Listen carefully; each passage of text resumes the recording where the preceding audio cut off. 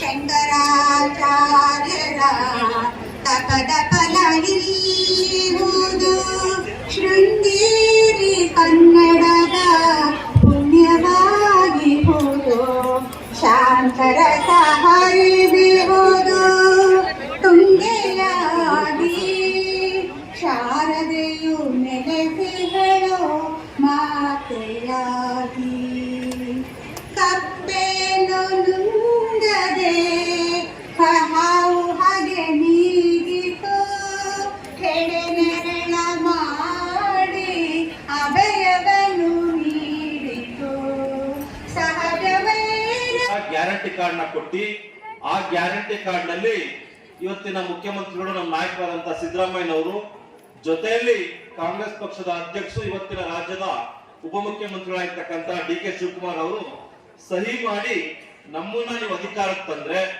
ನಮ್ಮ ಪಕ್ಷ ಅಧಿಕಾರಕ್ಕೆ ಬಂದ್ರೆ ನಾವು ಈ 5 ಕಾರ್ಯಕ್ರಮಗಳನ್ನು ಕೂಡ ಜಾರಿ ಮಾಡ್ತೀವಿ, ಅದಕ್ಕೆ ನಾವು ಕೊಡ್ತಕ್ಕಂಥ ಗ್ಯಾರಂಟಿ ಕಾರ್ಡೇ ನಿಮಗೆ ಒಂದು ಭರವಸೆ ಅಂತ ಹೇಳಿ ಒಂದು ಗ್ಯಾರಂಟಿ ಕಾರ್ಡ್ ನ ಮನೆ ಮನೆಗೂ ಕೂಡ ವಿತರಣೆ ಮಾಡಿದ್ದು.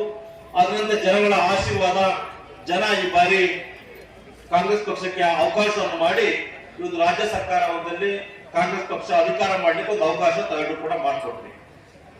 ಅಧಿಕಾರಿ ಬಂದ್ಮೇಲೆ ಬಹಳಷ್ಟು ಚರ್ಚೆಗಳು ನಡೀತು ಈ ರಾಜ್ಯದಲ್ಲಿ.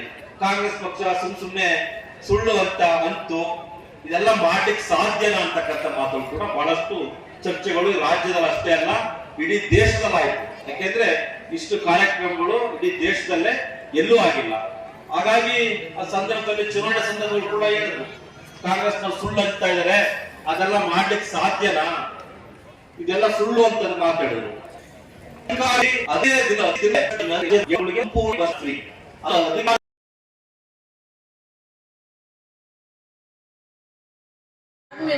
ಅದು ನಾವು ರೆಡ್ ಆಗಿ ನಾವು ಹೋರಾಡ್ಬೇಕು ಅಷ್ಟೇ. ಹೆಂಗಸರು ಹೋರಾಡಿ ನಮ್ಮನೆ ಮಕ್ಕಳನ್ನ ನಾವು ಸಂತೋಷ ಪಡಿಸಬೇಕು ಅಷ್ಟೇ. ದೇಶದಲ್ಲಿ ಬೆಳೀತಾ ಇರೋದ್ರಿಂದನೇ ನಮ್ಮ ದೇಶ ಹಿಂದುಳಿದಿದೆ ಅಂತಲ್ಲ ನಾನು ನಮ್ಮ ಸರ್ಕಾರದ ಆನಂದಣ್ಣ ಅವ್ರಿಗೆ ನಾವು ಇದನ್ನ ತಿಳಿಸ್ತಾ ಇದ್ದೀನಿ. ಯಾಕಂದ್ರೆ ನಾನು ಈ ಒಂದು ದುಶ್ಚಟರ ಒಂದು ಕುಟುಂಬದಲ್ಲಿ ನಾನು ಇದ್ದು ಇಲ್ಲಿವರೆಗೆ ನಾನು ಆ ಕಷ್ಟ ಪಟ್ಟಿದ್ದೀನಿ.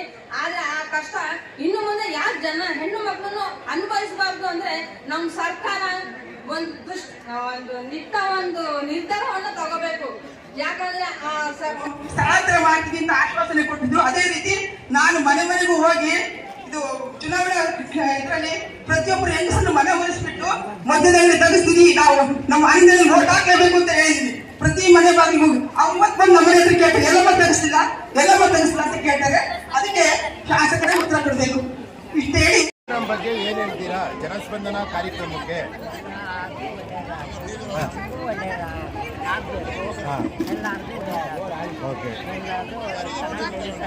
ಗೃಹಲಕ್ಷ್ಮಿ ಯೋಜನೆ ನಿಮಗೆಲ್ಲ ತಲುಪಿದ್ಯಾ? ಹೌದಾ? ಮತ್ತೆ ನಿಮ್ಮ ಸೊಸೆಗೆ ಏನಾದ್ರು ಬರ್ತಾ ಇದೆಯಾ?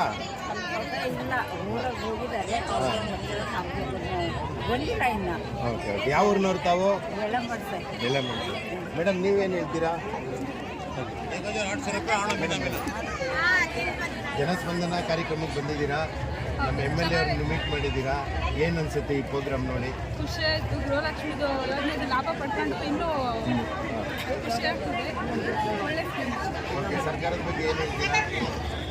ಹೆಣ್ಮಕ್ಳಿಗೆ ಲಾಭದಾಯಕವಾದ ಯೋಜನೆಗಳನ್ನು ಜಾರಿ ತಂದಿದ್ದಾರೆ. ಓಕೆ. ನೀವು ಫ್ರೀ ಬಸ್ಸಲ್ಲೆಲ್ಲ ಓಡಾಡಿದ್ದೀರಾ? ಅದೆಲ್ಲ ಇನ್ನೂ ಪಡ್ಕೊಂಡಿಲ್ಲ. ಅದೆಲ್ಲ ಜಾಸ್ತಿ ಗೌರ್ಮೆಂಟ್ ಆಫೀಸರಿಗೆ ಹೆಲ್ಪ್ ಆಗಿರೋದು. ಫ್ರೀ ಬಸ್ ರೈಲಲ್ಲಿ ಓಡಾಡೋರಿಗೆ ಯಾರಿಗೆ ಅದು ಆ ಯೋಜನೆ ಹೆಲ್ಪ್ ಆಗಿದೆ. ಗೃಹಲಕ್ಷ್ಮಿದು ಶಕ್ತಿ ಯೋಜನೆದು ಎಲ್ಲ ಯೋಜನೆ MLA ಅವರು ಆನಂದ್ ಅವರ? ಆನಂದ್ ಸರ್. ಓಕೆ. ಅವ್ರ ಬಗ್ಗೆ ಏನಾರು ಮಾತಾಡೋಕ್ಕೆ ಇಷ್ಟಪಡ್ತೀರಾ? ಒಳ್ಳೆಯದು. ಓಕೆ. ನಿಮ್ಮ ಹೆಸರು? ಅಮೃತ. ಯೂಟ್ಯೂಬ್ ಚಾನಲ್ ಆರಕ್ಷಕವಾಣಿ ಏನಿದೆ? ಯೂಟ್ಯೂಬ್ ಚಾನಲ್ ಆರಕ್ಷಕ ಇಲ್ಲ. ಓಕೆ. ಈಗ ಯಾವ್ದು ಬರ್ತಿಲ್ಲ ನಿಮಗೆ? ಗೃಹಲಕ್ಷ್ಮಿ ಯೋಜನೆ ಬರ್ತಿಲ್ಲ, ಇದನ್ನೆಲ್ಲ ಸ್ಪಂದಿಸಿದ್ದೀರಾ? ಅಲ್ಲಿ ಹೋಗಿ ಮೇಲ್ಕಂಡ ಅಧಿಕಾರಿಗಳಿಗೆಲ್ಲ ಸ್ಪಂದಿಸಿ ಹೇಳಿದ್ದೀರಾ? ಇನ್ನೂ ಹೋಗಿಲ್ಲ. ಯಾವ ಊರಿನವ್ರು ನೀವು? ಹುಲಿಕೆರೆಯವರಾ? ಓಕೆ. ಏನು ಹೆಸರು ಆಂಟಿ? ಓಕೆ. ನೀವು ಯಾವ ಊರು? ಮಾತಾಡ್ಬರ್ರಿ ದಯವಿಟ್ಟು ಮಾತಾಡ್ರಿ ಅದಕ್ಕೆ ಅಂತ ಅವರು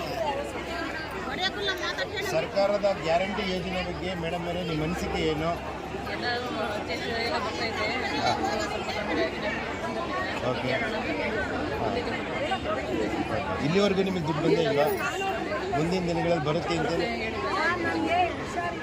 ನೀವು ಈ ಕ್ಷೇತ್ರಕ್ಕೆ ಸೇರಿದ್ದಾರಾ? ಓಕೆ, ಮತ್ತು ಇದು ಅನ್ನಭಾಗ್ಯ ಯೋಜನೆ ಇದೆ, ಅದೆಲ್ಲ ನಿಮಗೆ ಗೊತ್ತೇ ಇದೆಯಾ? ಹಾಂ, ಆರಕ್ಷಕವಾಣಿ ಯೂಟ್ಯೂಬ್ ಚಾನಲ್ ಹೇಳಿ. Thank you. ಓಕೆ, ಗ್ಯಾರಂಟಿ ಯೋಜನೆ ಬಗ್ಗೆ ಏನು ಹೇಳ್ತೀರಾ?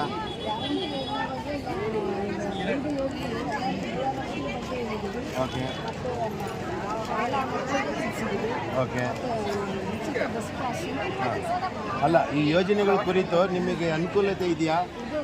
ಹಾಂ, ಮತ್ತು MLA ಎಲ್ಲ ನಿಮಗೆ ಸಪೋರ್ಟ್ ಮಾಡಿ ಎಲ್ಲ ಇದು ಮಾಡಿದ್ದೀರಾ? ಓಕೆ, ಗೃಹಲಕ್ಷ್ಮಿ ಯೋಜನೆ ಬರ್ತಾ ಇದೆಯಾ ನಿಮಗೆ? ಬರ್ತಾ ಇದೆ. ಮತ್ತು ಬಸ್ಸಲ್ಲೆಲ್ಲ ಫ್ರೀ ಬಸ್ಸಲ್ಲೆಲ್ಲ ಓಡಾಡ್ತಾ ಇದ್ದೀರಾ? ಹಾಂ, ನಿಮ್ಮ ಅನಿಸಿಕೆ ಚೆನ್ನಾಗಿದ್ದೀರಾ? ದೇವಸ್ಥಾನ ಬೇಕು ಫ್ರೀಯಾಗಿ ಹೋಗಿ ಎಲ್ಲ ದೇವಸ್ಥಾನಗಳು ನೋಡ್ಕೊಂಡ್ಬರ್ತಾರೆ. Okay, thank you.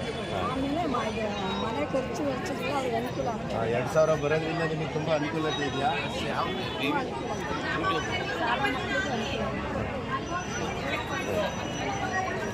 ಆಯಿತು, ಥ್ಯಾಂಕ್ ಯು. ಹಾಂ, ನಾನು ಆರಕ್ಷಕವಾಣಿ